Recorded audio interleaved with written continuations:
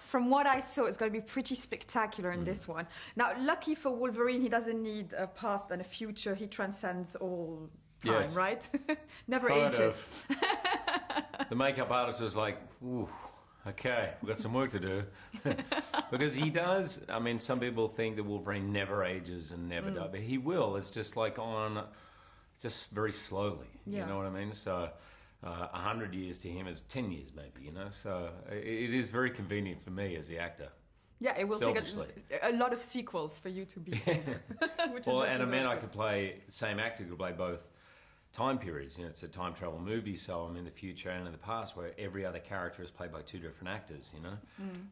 So in that way, I was very lucky. No, absolutely. And it's very lucky that the storylines change so much, because although this is the same character, you've explored him in so many different ways, didn't you? That's what's so great about it. That's why in the comic book world, it's been, I don't know, 60, 70 years, and people still finding out different things about him, because he's a complex character. They all are, actually.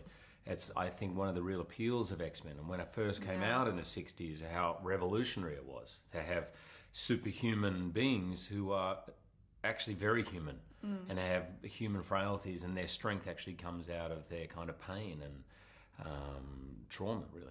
Do you have the same perception now than you did when it started 11 years ago about what it means to the fans? Did it change throughout the years? I really had no idea. I had a few glimpses because I would meet the odd fan, and as soon as X-Men 1 came out, of course, it surprised everyone how many fans there were.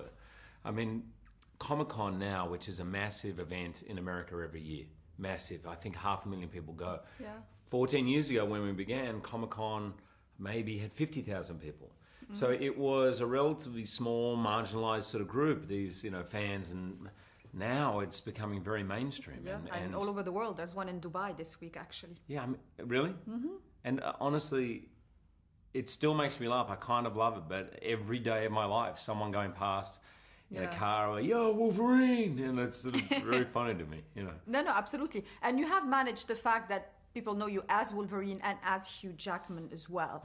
Were you aware of that all the time, that, you know, you did manage to make a distinction between the character and your other career? Well, I'm very different, so it's not very hard for me. As soon as people meet me, they go, wow, they cast you as Wolverine. Exactly. It's like, what happened to your hair? I'm glad that I kind of got Wolverine first. If I'd been known for anything else, I doubt I would have got it. So in that way, I was lucky. But I've always really, if I'm ambitious for something as an actor, it's the ability to do different things and the opportunity to do different things. So right from the beginning with this, I was trying to do other stuff, not trying to play roles similar to that. I got offered a lot of roles very similar to Wolverine, but I was like, Wolverine's the best, so why would I go for something similar that's not quite as good? You know? No, absolutely. Do you think different genres, each one just kind of flatters an aspect of your personality, and that's why it's important to do different things?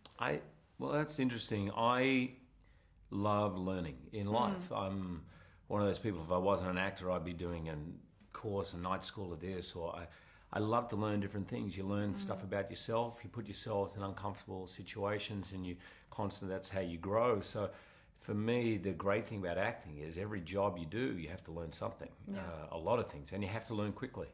So it keeps you young in a way, and it keeps you curious, and it keeps you a little on edge. So I try to find as many different things as possible, go from film to stage to hosting or whatever it is, you know.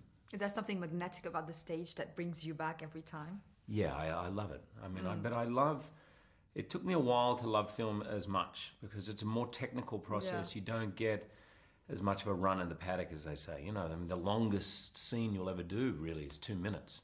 So it's rare for you to really sit in and act like in a theatre production where you're acting for an hour and a half or 2 hours. And so, and you have the immediacy of the audience. People love you straight away.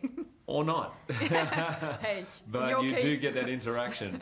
But now I really love the intimacy of film, and I've learned to really love the technical side of it and how to kind of surpass that, right? You know, so I don't know, I'm very, very lucky. I feel very blessed in the things I get to do. Well, you are known as the sweetest man in Hollywood, so is it important for you the more famous and successful you get, the nicer you are to people around you? Or it's just who you are? I think it's just more important to be... I was taught from a young age to try and be yourself, do the thing you love to do. I love what I do, so I'm very happy doing it. And you know, my father and mother both taught me a lot to be respectful to people and always understand the shoes they walk in, and just give to them as you would to anyone, you know. So I feel if I'm not doing that, I can still feel the voice of my parents, you know, kind of, or more than the voice. Stop that, Hugh. Stop that. Carry on. And who's your favorite X-Men besides Wolverine? Is there a character you can choose from? My son's favorite is Nightcrawler, and he's constantly asked me about that character, and I understand that. I've always kind of loved, I've loved Storm. It may have more to do with the actor playing it than the character, but I have loved Magneto. I always think it's such a really great invention. He was really modelled. In fact, the whole series was modelled off Malcolm X and Martin Luther King. So the idea of a bad guy who actually fully believes he's in the right and actually may be right, you know, I think that is a fantastic character to play. Absolutely. And look, the kind of actors, it's, you know, Michael Fassbender and Ian McKellen, you know, it's attracted great actors.